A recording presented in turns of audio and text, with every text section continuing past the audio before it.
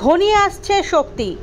সমুদ্র উপকূলবর্তী এলাকায় ঝড় শক্তি আস্তে আস্তে করে এগোচ্ছে।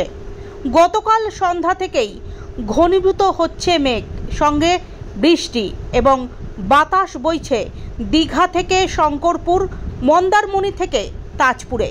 সেই কারণেই পর্যটক, অপরদিকে মৎস্যজীবীদের সতর্ক বার্তা দিলেন রামনগর ব্লক প্রশাসন।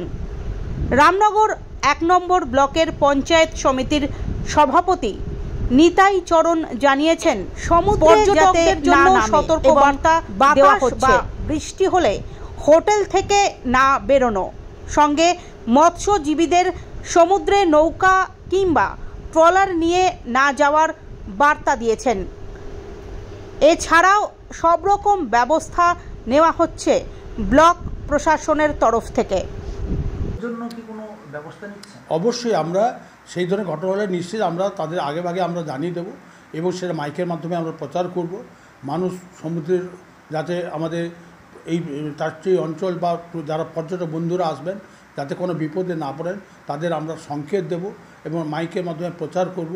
তাদের আরও আমরা বেশি অ্যাওয়ারনেস করার ব্যবস্থা করব যাতে সমুদ্রে বেশি সমুদ্রে কেউ না নামে, এবং বিশেষ করে আমাদের মোহানা ফিশারম্যান ফিশারম্যান যে ট্রলারগুলো, শঙ্করপুর ট্রলারগুলো যাতে সমুদ্রে পাড়ি না দেয় তার ব্যবস্থা আমরা করব সেই সংকেত পেলে, যাতে সেগুলোকে আমরা জলে নামতে না বলবো।